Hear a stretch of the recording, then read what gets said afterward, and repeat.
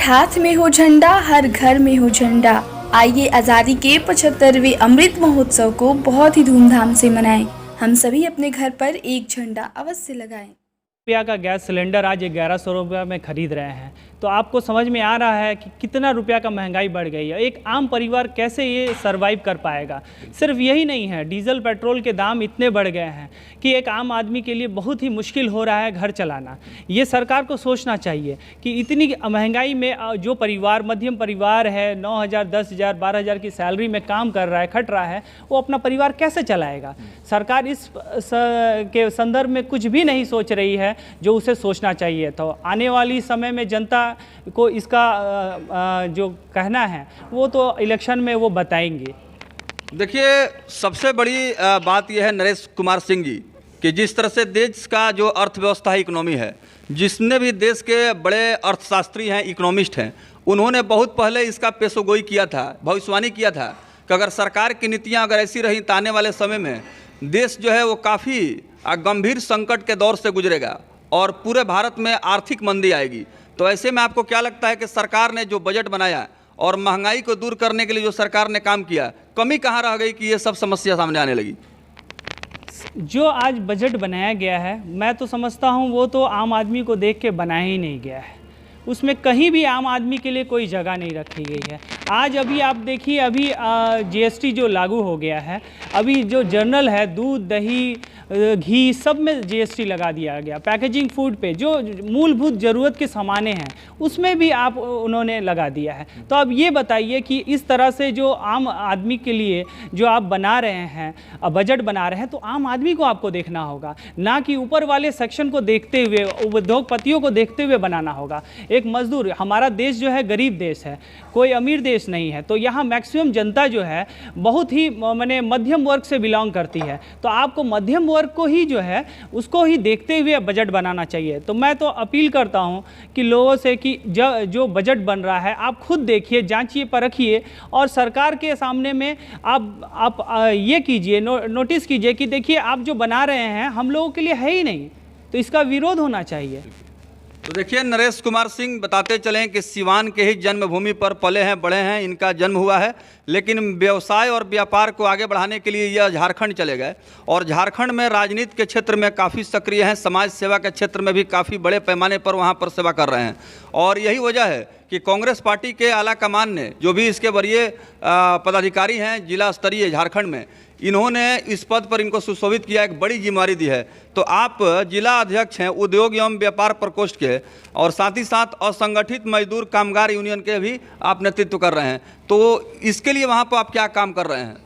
इसके लिए देखिए, हम लोग व्यापार जो है, उद्योग और मज़दूरों के बीच में जो है एक समन्वय बनाने का हम लोग प्रयास कर रहे हैं, ताकि जो है जो मज़दूर वर्ग है उसको सही मेहनताना मिले।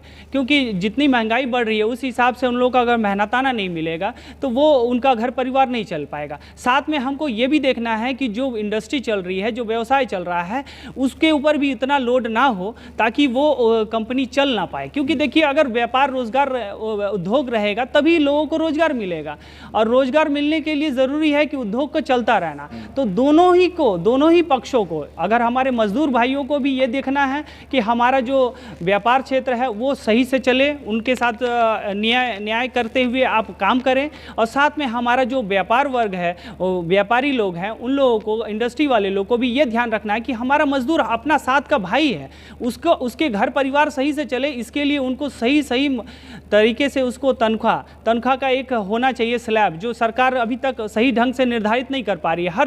हर राज्य का अलग अलग है, आज कहीं 295 है, कहीं 300 है। आप ही बताइए, इतना कम सैलरी में घर परिवार कैसे चलेगा किसी का? इस पे ध्यान देने की ज़रूरत है। देखिए, नरेश कुमार सिंह ने वर्तमान केंद्र सरकार के नीतियों का काफ़ी जोरदार तरीके से इन्होंने खंडन किया है, एक तरह से काफ़ी हमलावर हैं, और इन्होंने कहा कि केंद्र की जो सरकार है वो जिस वादा के साथ चुनाव जीत करके आई थी उस वादा पर काम न करके दूसरे तरफ मुद्दे को भटका रही है। और ऐसे में जो नौजवान हैं वो काफ़ी बेरोजगार हैं, देश के समक्ष बहुत सारी चुनौतियां हैं, समस्याएं हैं। तो ऐसे में नौजवानों को जागरूक करने के लिए और मजदूरों को संगठित करने के लिए आप क्या प्रयास कर रहे हैं? हम तो प्रयास यही करेंगे कि जितने हमारे यंग जनरेशन के भाई लोग हैं, जो ये सरकार, मौजूदा सरकार है, जिन्होंने ये कहा था कि इतनी लाख नौकरियां देंगे, इनसे सवाल पूछा जाए। इन हर जो भी उनके सांसद हैं, प्रतिनिधि हैं, सारे लोग जब उनके क्षेत्र में आते हैं तो उनसे खड़े होकर सवाल पूछें कि भैया हमारी नौकरी कहाँ गई। हमने तो आपको ये विश्वास रख के दिया था, वोट दिया था कि आप हमको इतनी नौकरियां देंगे। नौकरियां देना तो छोड़ दीजिए, अभी जो वर्तमान नौकरियां हैं उन पे भी संकट आ गया है।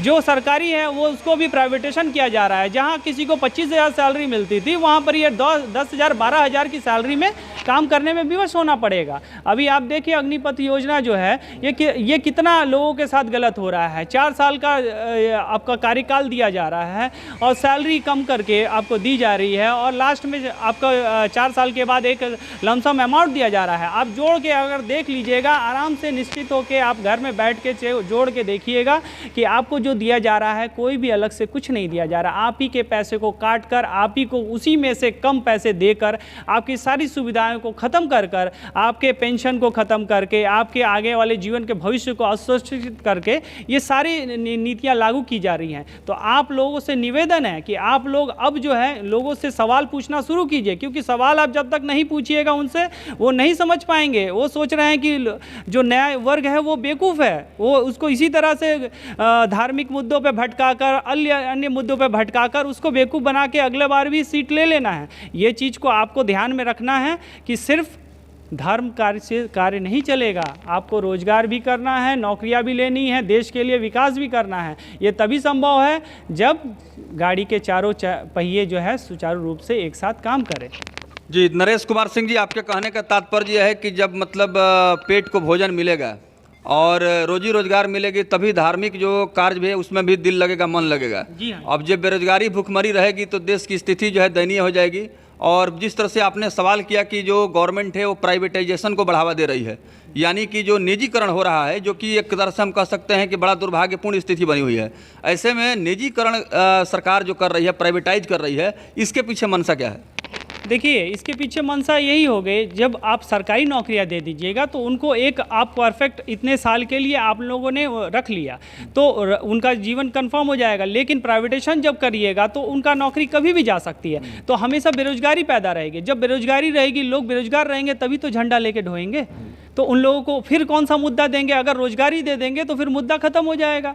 तो इसीलिए उनको प्राइवेटेशन करके रखना चाह रहे हैं हम, मेरे हिसाब से, कि ताकि लोग हमेशा बेरोजगारी में रहें और हमेशा जो है उनके पीछे पीछे घूमें। बिल्कुल। In second edition, we will start a very unique program related to government policy of central government, Narendra Modi government, related to unemployment, starvation and malnutrition. There is nothing but burning question before the public of India, and Indian public will have to think related to commercialization, industrialization and privatization. Naresh Kumar Singh is present before our media organization, and he is going to face very confidently related to burning question which is present before our public, and public will definitely think about parliamentary election 2024। तो 2024 का जो चुनाव होने वाला है, इसमें आप युवाओं से और मतदाताओं से क्या कुछ कहेंगे इस सरकार की जो नीतियां हैं और जो सरकार कार्य कर रही है उसको देखते हुए? मैं 2024 के लिए यही कहूँगा कि अब आप लोग देख लीजिए और जाग जाइए। अभी भी अगर आप नहीं जागिएगा तो इसके बाद और अगला मौका आपको नहीं मिलेगा। सरकार ऐसी ऐसी नीतियां ला रही हैं जिसके बाद आपका सारा अधिकार ख़त्म हो जाएगा और उसके बाद आप चाह के भी कोई भी विरोध नहीं कर पाइएगा। तो ये मौका अंतिम है आपके पास 2024। बहुत बहुत धन्यवाद।